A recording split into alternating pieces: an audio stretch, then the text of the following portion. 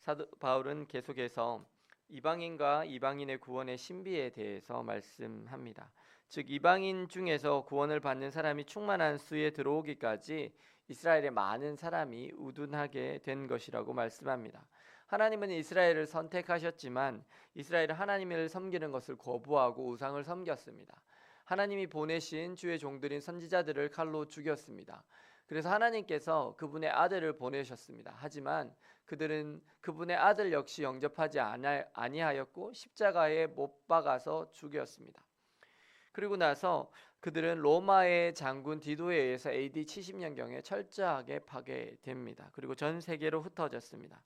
그동안에 시대학의 원형 교회를 통한 복음은 사도들을 통해서 또 그들의 제자들을 통해서 정말 흘러갔습니다. 안디옥, 에베소, 서머나, 버가모, 두아디라, 사데, 빌라델피아, 라오디게아 등등 고린도, 갈라디아 등등으로 복음은 계속해서 뻗어나갔습니다.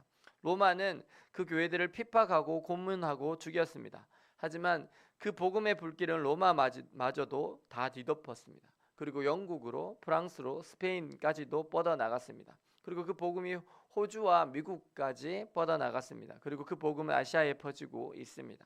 대한민국과 중국 그리고 필리핀과 같은 곳에 복음이 퍼져나가고 있습니다. 그리고 그 복음은 무슬림권에서도 확산되고 있습니다. 이미 이란과 같은 곳, 아프가니스탄과 같은 곳에 엄청난 복음의 역사가 일어나고 있습니다. 근데 이란은요 무슬림 국가예요. 그러니까 뭐냐 하면 이슬람 법에 의해서 통치되는 국가예요.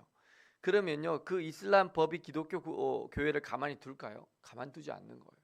이란 시내에 있던 한 교회를 그 목회자를 국가기관이 이렇게 불렀어요. 몰래 불러가지고 니네 회유하려고 하는 거예요. 교회를 철저하게 이슬람이 다스리려고 하는 거예요.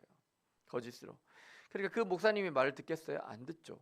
그 목사님은 그대로 돌아가서는 전혀 듣지 않는 거예요. 기존에 하던 대로 하나님의 말씀대로 교회를 운영해 가요. 그리고는 그 목사님이 일주일 뒤에 실종이 돼요. 그리고는 며칠 있다가 변사체로 발견이 돼요.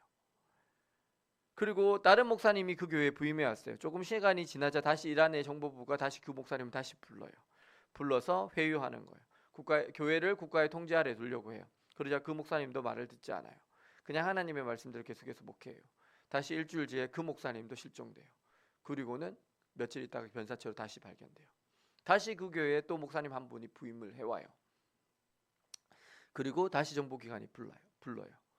그리고 통제하려고 하죠. 그 목사님도 듣지 않아요. 또 며칠 뒤에 실종되고 변사체로 발견이 돼요. 그리고 나서 그 교회에 온 성도들이 이제는 바뀌었어요. 어떻게 하냐면 그 교회 온 성도들이 피켓을 들고 거리로 나갔어요. 시내에서 우리도 죽여라. 우리도 죽여라.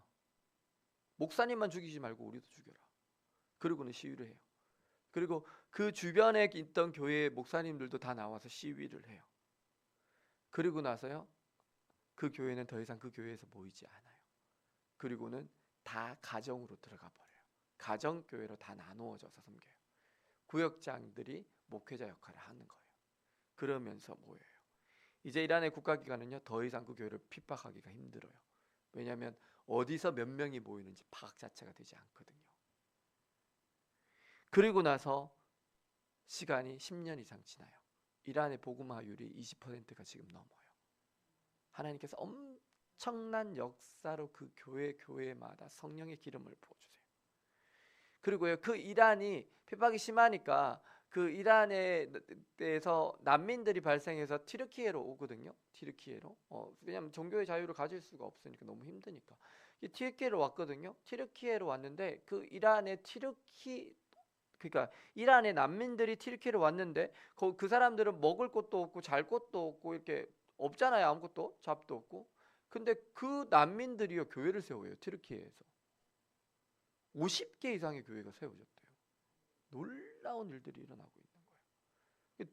제가 얼마 전에 왜 이 모르는 소식들을 다 알까요? 얼마 전에 그 튀르키예에서 이란 난민 사역을 하고 있는 목사님을 봤어요.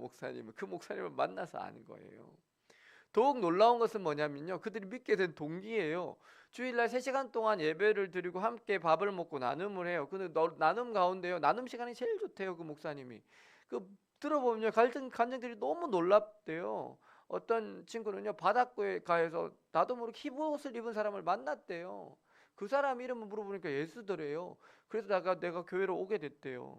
어떤 사람은 꿈에 흰옷을 만났는데 흰옷을 입은 분을 만났는데 그분과 대화를 하고 나서 오게 됐다라는 거예요. 다들 그런 식으로 나눔을 하고 있는데 그 목사님은 할 얘기가 없대요. 나는 그런 경험이 없거든. 아프가니스탄도 샘물교회 사건 이후에 탈레반 정권 하에서 수없이 많은 인권 유린이 일어나고 있어요. 그렇지만 아프가니스탄이 두 번째로 복음화율이 높게 일어나고 있는 나라예요.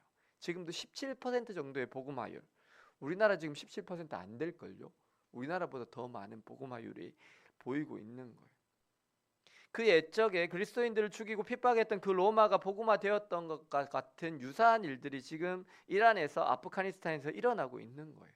무슬림이 깨어서 정말 성령 하나님의 인도하심을 따라 혹은 그들이 환상 중에 예수님을 뵙고 나서 정말 교회로 돌아가는 역사들이 일어나고 있어요.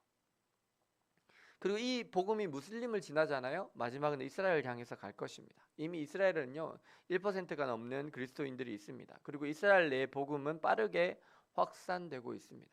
주님이 다시 오는 시기가 가까워져 갑니다. 이 마지막 시대에 하나님은 우리를 복음을 맡은 자로 부르십니다. 우리가 마지막 시대의 마지막 주자입니다. 우리가 멀리 나갈 곳도 없습니다. 이미 시와 공당에는요 수많은 외국인들이 무슬림들이 들어와서 일하고 있어요.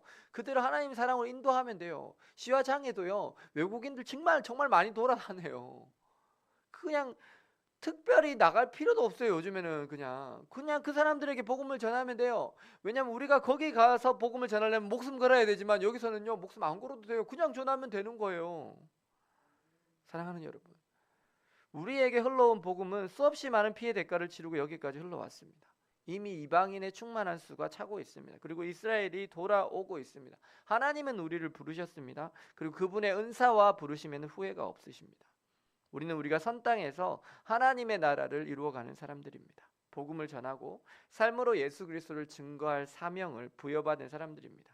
주님으로부터 나온 복음이 온 땅을 거쳐서 이스라엘을 거쳐서 다시 그 주님께로 돌아가기까지 주님 앞에 착하고 충성된 종으로 일하셔서 오직 하나님께 영광 돌리시는 저와 여러분들 되시기를 예수님의 이름으로 축원합니다. 기도하시겠습니다. 사랑과 은혜의 주님, 이방인의 수가 충만하게 들어오기까지 이스라엘의 더러가 완악하게 되었다가 이제는 복음이 무슬림을 거쳐서 이스라엘로 가고 있는 것을 봅니다. 주님, 저희들이 이 마지막 시대에 깨어 기도하며 복음의 증인으로 충성되게 살도록 인도하여 주옵소서.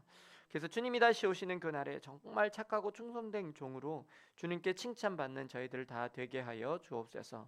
예수 그리스도의 이름으로 기도드립니다. 아멘.